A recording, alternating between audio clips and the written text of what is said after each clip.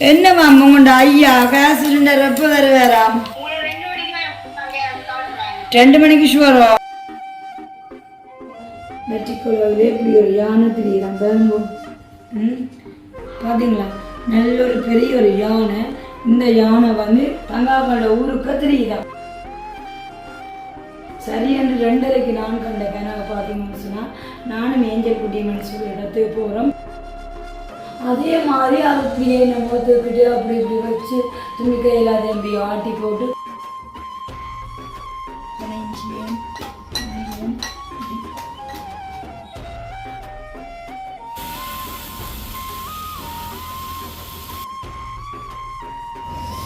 கட்டத்தூள் sous சம்பல்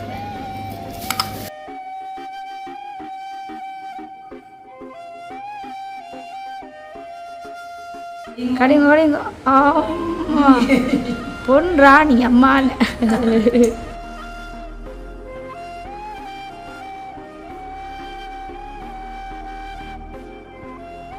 நேரமில்லை சகோதரிகளா, என்ன சிற சமையல் நேரத்தான அனுஷியாக்கா கலந்துரியாடுறோம்.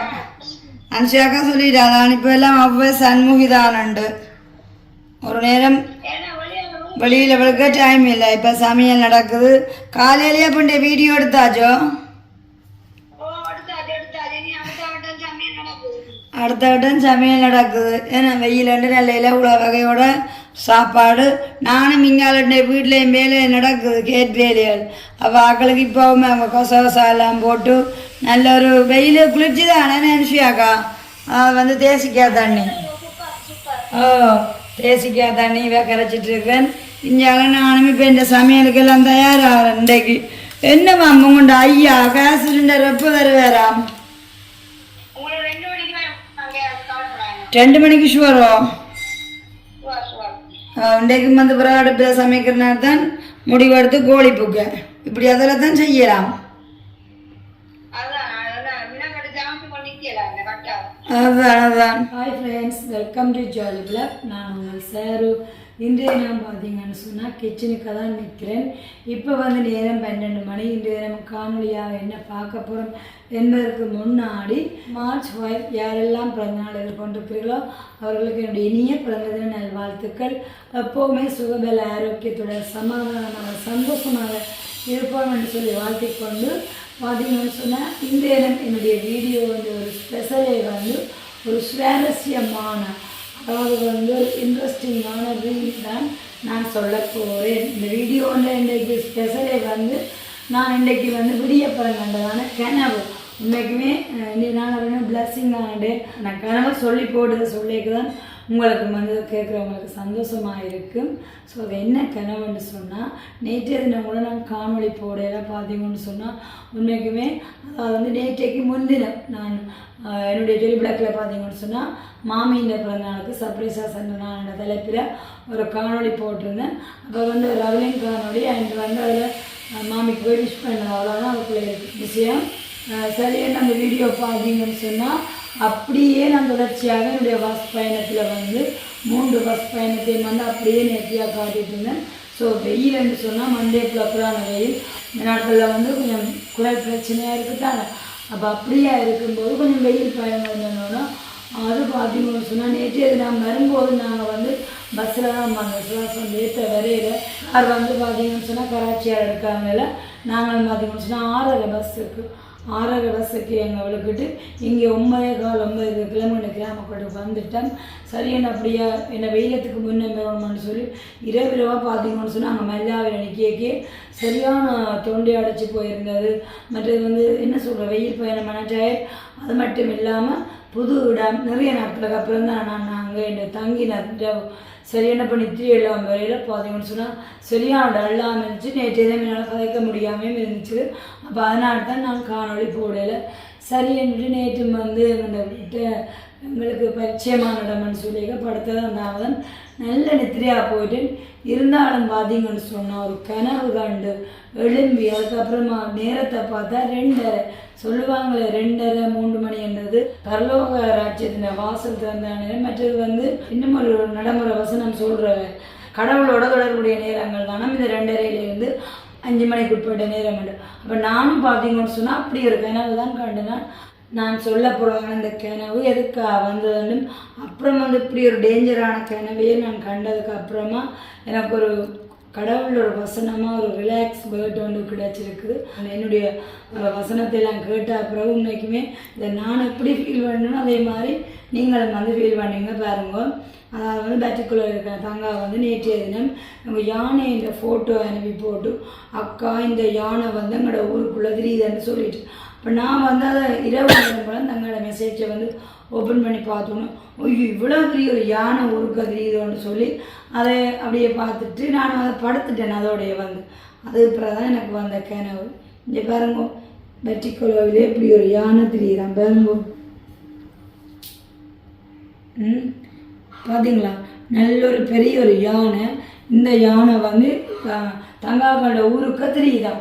அப்புறம் ஐயோ இந்த ஒரு பெரிய ஒரு யானை ஊருக்கு தெரியுதோ ரெண்டு சொல்லி போட்டு அதை அப்படியே சிந்தனையில் வச்சுட்டு அப்படியே படுத்துட்டேன். சரி என்று 2:30க்கு நான் கண்ட கனவை பார்த்தீங்கன்னு சொன்னால் நானும் ஏஞ்சல் குட்டிமன்னு சொல்லி இடத்துக்கு போகிறோம். அங்கே வந்து கரும்பாறை எல்லாம் இருக்குது. அப்போ சரி என்றுட்டு நாங்கள் அந்த கரும்பாறை கிட்ட நிற்கும். அவங்களெல்லாம் ஜான கூட்டங்கள் வந்து நிறைய தண்ணி எல்லாம் இருக்குது. அந்த இடத்துல வந்து தண்ணி எல்லாம் குடிக்கும். அப்போ நாங்கள் பார்த்தோம் இந்த இடத்துல நாங்கள் என்னென்னு போகிறோன்னுட்டு அப்படியே வந்து எங்களை மறைக்கிற மாதிரியான ஒரு கரும்பாறை இந்த சைடு மூடி நடுவில் ஒரு ஓப்பனான் இருக்குது. அப்போ சரின்னு நாங்கள் சொன்னோம் சார் யானை வந்து தண்ணியை குடிச்சிட்டு போயிருந்தானே. அப்போ சரி ஏஞ்சுமா நாங்கள் ஒழிச்சு நிற்போம்னு சொல்லிட்டு அப்போ ஏஞ்சுமா பார்த்தீங்கன்னு சொன்னால் அந்த விளக்கை சைட்டா அந்த கரும்பாறைக்கு அவள் அப்படி ஒழிஞ்சு நிற்க நான் என்ன மினிட் சொன்னால் யானையை வராத மாதிரி நான் பார்த்தீங்கன்னு சொன்னால் அந்த நடுவாள் ஓப்பனாக தெரியுது வானம் தெரிகிற அளவுக்கு இருக்குது. நான் இப்படியே நிற்கிறேன். அப்படியே நிற்க பார்த்தீங்கன்னு சொன்னால் அந்த தண்ணி குடித்தோன்னு பெரிய யானை வந்து இப்படியே வெட்டி பார்க்க நானும் யதார்த்தமாக பார்த்துட்டேன்.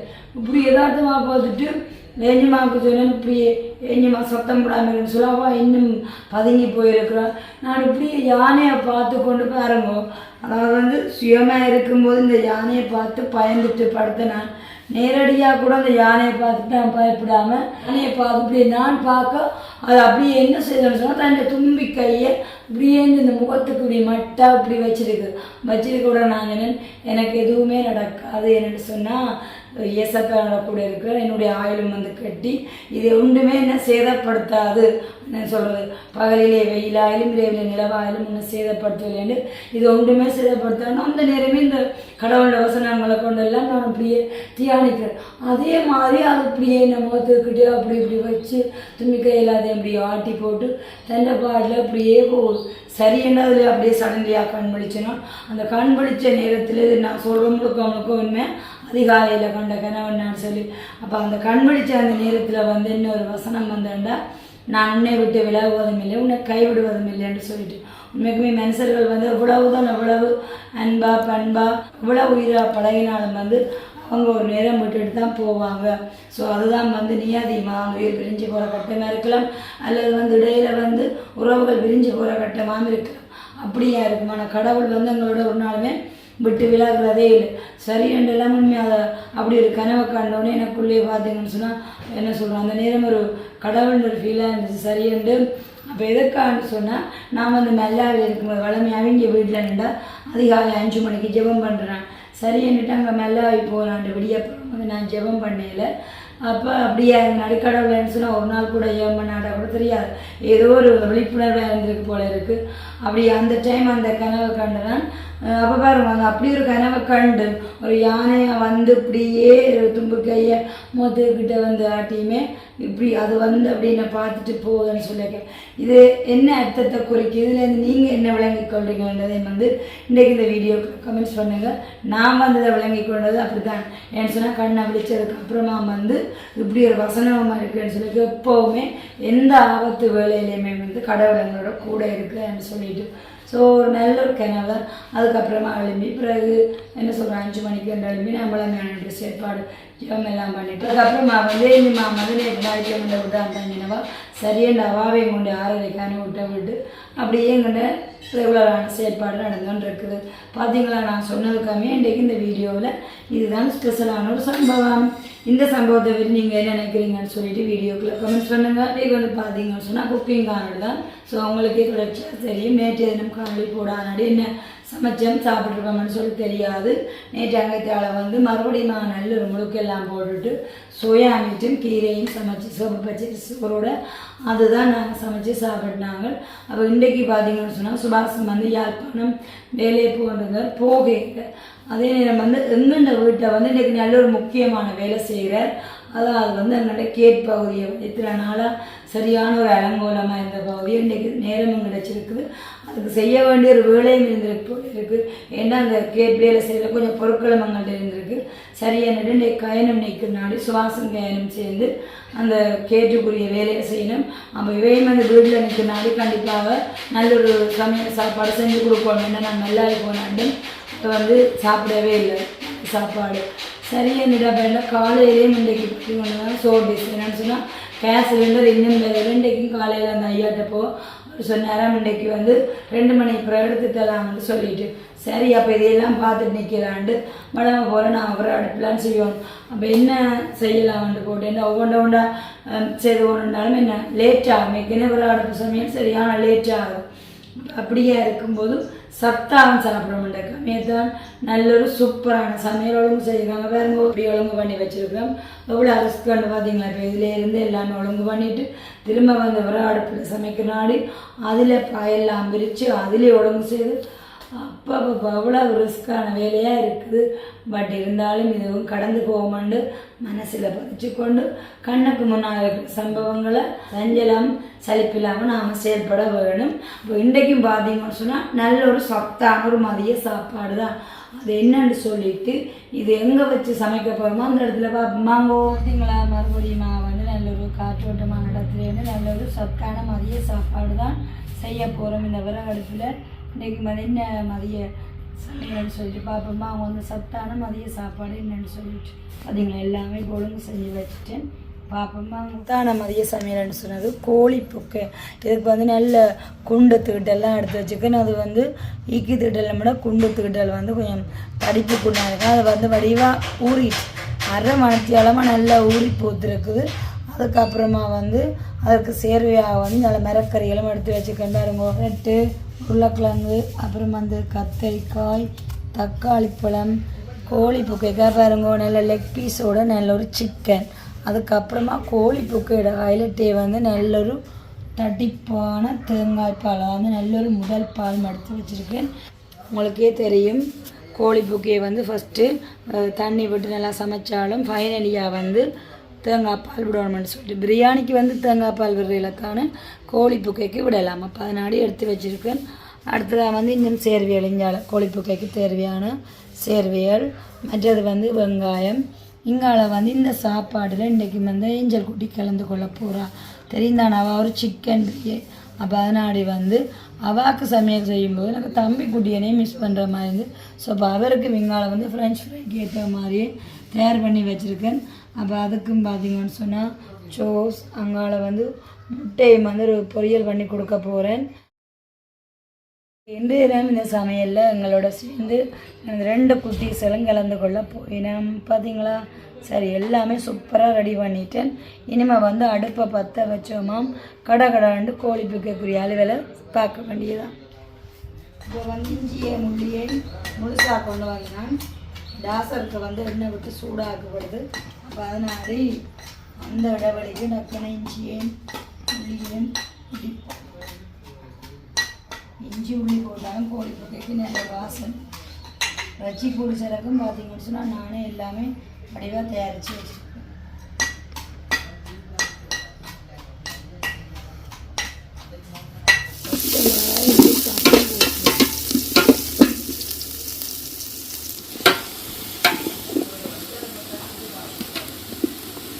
இந்த நம்ம நல்ல ஒரு சத்தான மரக்கறி சிக்கன் போட்டதான ஒரு கோழி பக்கம் இதுக்கு வந்து நம்ம உப்பும் போட்டு தான் அது மட்டும்தான் வதக்க போகிறோம். அப்போ தான் உப்புலையும் மரக்கறி உப்பு நல்லா சுவரணும்.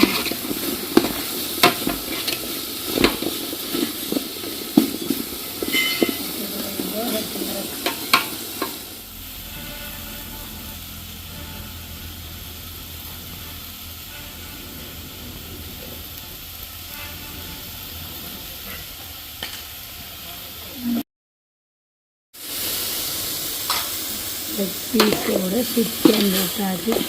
இந்த லெக் பீஸுக்குரிய இன்றைய கதாநாயகி யார் தெரியுமா? ஏஞ்சல் குட்டி. ஏனென்றா அவள் தான் சிக்கன் பிரியாணி. அவாவுக்கு தான் இந்த லெக் பீஸ்.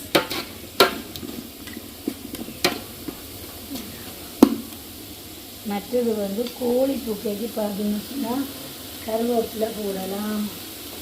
சரியா? அதனால வந்து நாங்கள் கருவேப்பிலையை போட்டு வதக்க போகிறோம். இஞ்சி உள்ளியை வந்து நான் அரிசி எல்லாம் போட்டதுக்கு அப்புறமா தான் இஞ்சி உள்ளி போட்டேன். இப்போ பார்த்தீங்கன்னு சொன்னால் தண்ணி விட போகிறோம். தண்ணி விட்டு இந்த தண்ணியிலே நல்லா நம்ம அவிக்கிறோம்.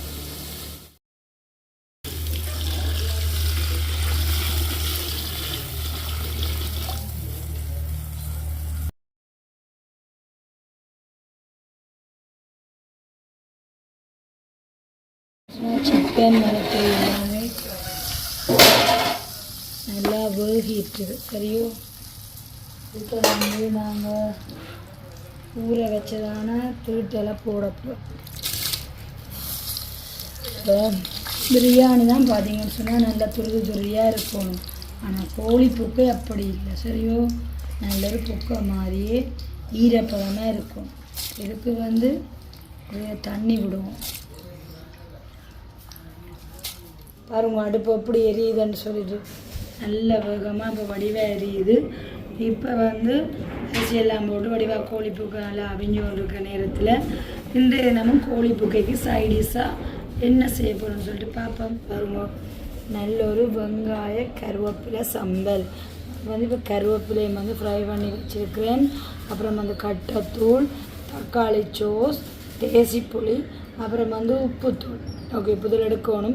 இவ்வளோத்தையும் பயன்படுத்தி தான் நல்லொரு வெங்காய சம்பல் செய்ய போகிறேன். இன்னைக்குமே கோழி புக்கைக்கு நல்லொரு சிறந்ததான சைடிஷ்.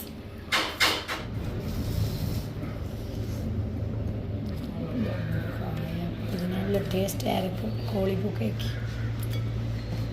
பிரியாணிக்கு ரைத்தா மாதிரி. அதுக்காக கோழி புக்கைக்கும் ரைத்தா சாப்பிடலாம், நல்லா இருக்கும். ஆனால் எனக்கு வந்து கோழி புக்கைக்கு இந்த மாதிரி சம்பல் இருக்கும். இப்போ வந்து என்ன நொறுக்குறேன்னு சொன்னால் பொரித்து வச்சுருக்கான கருவேப்பிலையே அப்படியே வந்து நொறுக்க பார்த்திங்கன்னா பேஸ்ட்டாக வந்துட்டு கருவேப்பிலை அதையும் போட்டாச்சு. அப்படியே வந்து கட்டத்தூள், அடுத்ததாக வந்து சோஸ். ஓகே, இதெல்லாம் போட்டு மிக்ஸ் பண்ணி ஓகே பார்த்தீங்கன்னு சொன்னால் தூளுப்பும் போட்டாச்சு. அப்படியே போட்டு வடிவாக மிக்ஸ் பண்ணி போட்டு இதுக்கு டேஸ்ட்டை கொடுக்கறதுக்காக தேசிப்புளியும் விட போகிறோம். நான் இது எங்களுக்கு விருப்பமான ஒரு ஃபேவரட் வெங்காய கருவேப்பிலை சோஸ் சம்பல். நல்ல டேஸ்ட்டாக இருக்கும். இதுக்கு இப்படியே வந்து இப்போ நாங்கள் 2 ட்ராப் தேசிப்புளியும் விடப்போம்.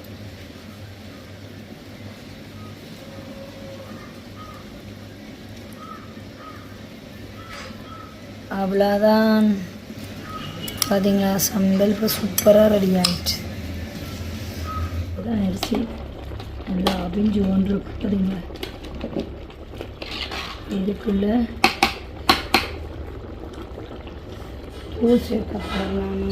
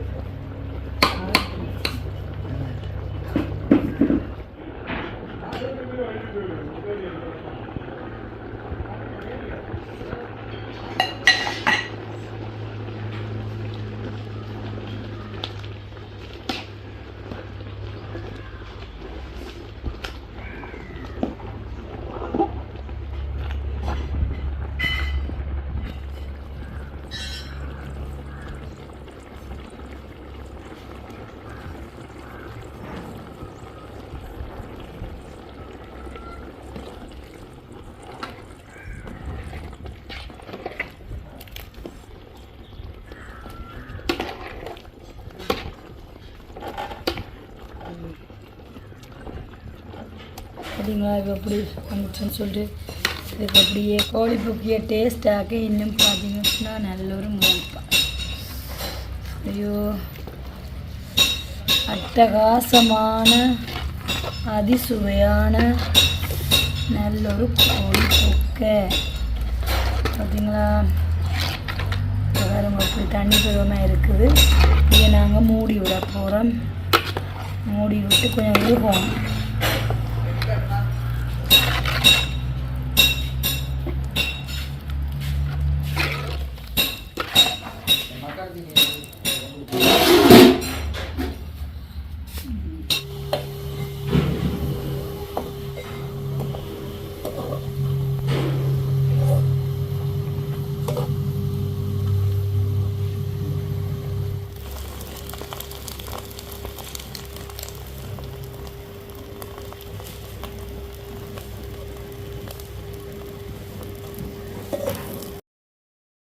பாப்பம் கோழி புக்கு எப்படி இருக்குன்னு.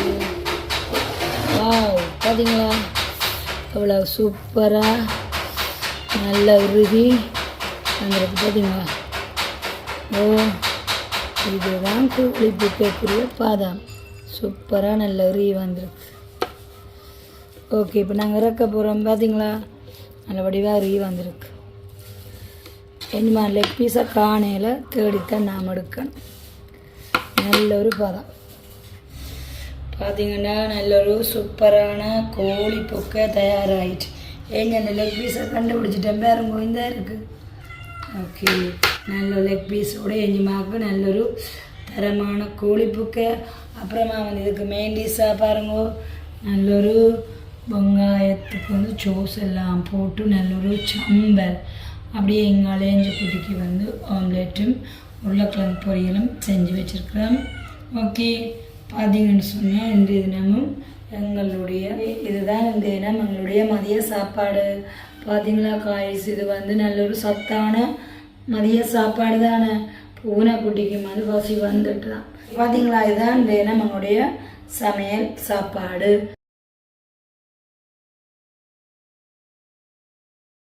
பார்த்தீங்கன்னு சொன்னால் கோழி புக்கை ரெடியாக என்னோட ஏந்திமாக்கு சுட சுட நான் கொண்டாந்துட்டேன். ஏன் தெரியுமா கொண்டு வந்து எல்லாமே சாப்பிட்றா நான் கண்ணார பார்ப்போம் பாப்போம். ஸோ சில அனுபவப்பட்டு மாத்திரம் என்ன சொன்னேன் மாமா இல்லை பாப்பா என்ன சாப்பாடு முதல்ல லெக் பீஸோட கோழி புக்கை, அப்புறம் உருளைக்கிழங்கு பொரியல், வெங்காய சம்பல், முட்டை பொரியல். தாச்சாம் இப்படி ஒரு பெரிய அம்மா கிடைக்க கொடுத்து வச்சிருக்கணும். யாரும் கஷ்டப்படுத்தக்கூடாது கதிரையிலேருந்து சாப்பிட போகிறோம் அப்படின்ட்டு. அப்போ கரையிலேருந்து சாப்பிடுங்க அப்பஞ்சம்மா. பிஞ்சு பிஞ்சுக்கிறனால இப்படி இப்படிதான் எங்களை பார்க்க அந்த நேரம் நான் சாப்பிட முடிச்சிடுவேன். என்ன குடி சாப்பிடுங்க பாப்பா.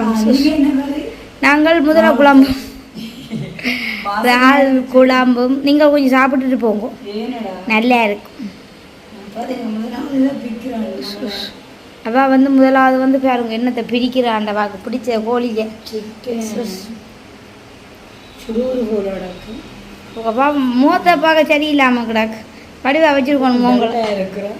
அப்படித்தான் ஸ்கூல் போயிட்டு வந்தவா தானே. என்ன சொல்லுது சாப்பாடு சொங்கொண்டு சாப்பிட்ற பார்க்க நல்லா இருக்கேன். சரி பிள்ளைங்க சாப்பிட தண்ணி கொண்டாங்க. என்ன செய்வீங்க அந்த இடத்துல சம்பவங்கள் எல்லாம் மாறிட்டு சரியா எல்லாம் போட்டு சமைக்க பழகிட்டா இந்த தங்கச்சி கழுத வெந்தயம் போடுறான இறால் கறிக்கு கொஞ்சம் உங்களுக்கு உரைக்க மாட்டேன் நினைக்கிறேன். பூசணிக்காய் குழச்சி சாப்பிட்டு பாருங்க. அந்த மெயினாக ரெண்டு வேற பூசணிக்காய் தான். சாப்பிடுங்க சாப்பிடுங்க. பெரிய பெரிய இறால் எல்லாம் போட்டுருவீங்க. அது இந்த 800 அரை கிலோ. அரை கிலோ கொஞ்சம் ஆக பெருசாண்டு இல்லை சின்ன இடக்கடா பெருசு இடக்கடா. அப்பா பாருங்க லெக் பீஸ் எல்லாம் என்ன செய்யறாங்க. லெக் பீஸ் கடிங்க தூக்கி கடிக்க போகிறா சூஸ் கடிங்க கடிங்க. பொன் ராணி அம்மான இப்படி ஒரு பெரியம்மா கிடைக்க கொடுத்து வச்சுருக்கோம் பார்த்து ஏஞ்சம்மா சாப்பாடு நல்லா இருக்கும் சாப்பாடு. சரியா சரி சாப்பிடுங்க. அப்போ என்ன வடிவா என்ஜாய். இப்போ கைனுக்கும் சுவாசுக்கும் சாப்பாடு போட்டாச்சு. ஓகே இது வந்து சுவாசுக்கும் ரொம்ப பிடிச்சதான சாப்பாடு. மணியை பாருங்க, இங்கே நித்திர விழுதாண்டங்கடா மணி. ஸோ நல்ல நித்திர அடிக்கிறதுல கேட்கு. அடுத்த வந்து அவி என்ன செய்கிறாரு பாப்போம். அவி என்ன செய்கிறீங்க? கோழிக்கு கீரை வெட்டுறீங்க. பார்த்தீங்க, நாங்கள் கண்ட கோழிக்கு என்னடா சத்தாக தான் சாப்பாடு போடுவோம். பார்த்தீங்களோ, சத்தான ஊர் முட்டை தான். இப்போ வந்து அம்மா விட்டு நான் கொண்டு வந்தாங்க கீரை.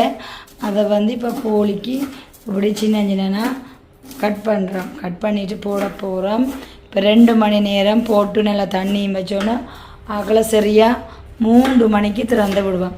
அம்மாவே சொல்லி கட்டுப்பாடு, வெயில் நேரம் நிறைய டைம் வந்து கோழியை அடைச்சி வைக்கக்கூடாது, திறந்து விடன்னு சொல்லி கீரையை தந்து போட்டு நல்ல ஒரு கிரேட் அட்வைஸும் அம்மா சொல்லியிருக்கிறாங்க. அதனாடி இப்போ அவி வந்து நல்லா சின்ன சின்னனா அரிஞ்சு கொண்டு இருக்கிறேன். பார்த்தீங்களா, நல்ல ஃப்ரெஷ்ஷான கீரை. ஓகே பாருங்க, இவ்வளோ அரைஞ்சிட்டேன். அப்படியே கொண்டு போய் அந்த கோழி போடப்போம்.